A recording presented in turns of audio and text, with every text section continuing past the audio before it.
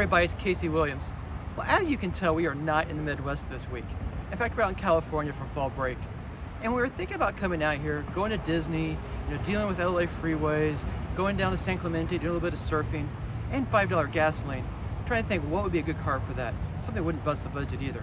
And the vehicle that came out to be a really good choice was the 2025 Toyota Camry SE we have this week. Let's go have a drive. I picked the Camry SE because I think it's the vehicle that most of you are really going to like. It's the right combination of a good entry point and price, and also some sporty style on the outside. And it really does have that cool California vibe to it. It starts with the front, the hammerhead look that was made popular with the most recent Prius. And the Camry has been redesigned for 2025 to give you more of that hybrid look to it. I do like the front end a lot. It looks really sporty. I like how the dive plane look down here below. It has some of the trim pieces from the TRD performance model. Also like the LED lamps. Come around the side. I like the white car with the black wheels, 18-inch alloy wheels. Also the side sills. Again, just a little more of an aggressive look to it. But the rest of those, I mean, it's kind of Camry. It's sort of a boring four-door sedan. But I don't think it looks completely brutal. It's a car that you can buy. It's really practical, good family use, or if you're single and a car you're buying out of college, I think it's a really good choice for that. And come around the back, I like some of the styling cues back here as well. The black lower diffuser, twin exhaust pipes.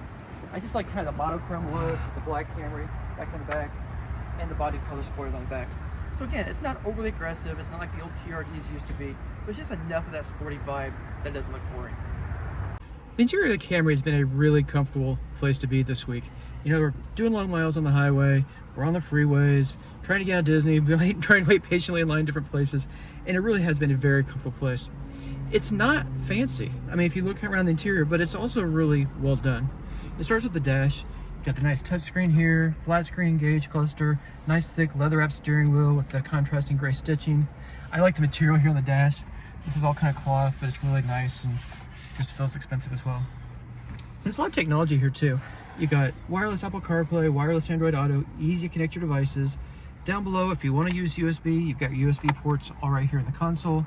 Also has wireless phone charging, dual zone automatic climate control, and all the safety gear you want too. It's got adaptive cruise control, lane keep assist, lane tracing steering, everything to keep your family safe.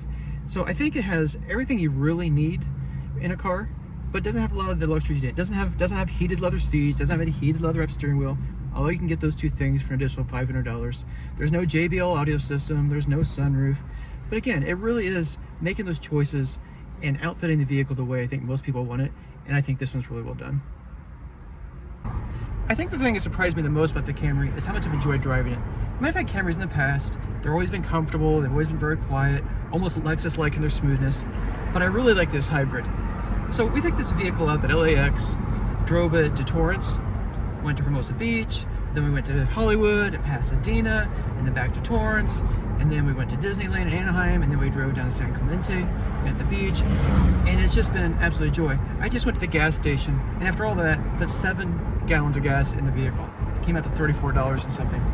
So it's been an incredibly efficient vehicle to drive, but it's also been a lot of fun to drive. So the SE package has the Sport Tune suspension, has a little bit of that TRD feel to it, the old sport models. The steering's tight, the suspension handles it. We're up carving through the canyons as we were, above Hollywood. The car is certainly up for it. Regenerative braking's been good. So it starts with a 2.5 liter 4-cylinder engine. Delivers 225 horsepower system-wide. You've got lithium-ion batteries and motors. So 225 horsepower, so it's pretty peppy. You can get all-wheel drive in it. This one's front-wheel drive. Again, it's Southern California, you don't really need all-wheel drive. And even front-wheel drive in the Midwest where it snows is perfectly fine too. So peppy, fun to drive. Fuel economy, fantastic. 48 miles per gallon in the city, 47 highway. So almost Prius-like kind of fuel economy in a larger mid-size sedan. And I've really enjoyed being in it this week.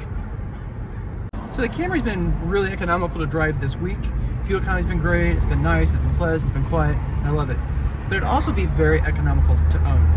So the Camry starts under $29,000, this one in $28,400, and this one, all in, everything on it, $31,835. Given the longevity, historical longevity of Camrys, that makes for a very pleasant, very economical ownership experience in a vehicle that fits right at home in Southern California, and it's very, very nice to drive this entire week.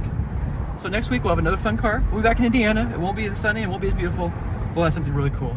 And until then, storm forward.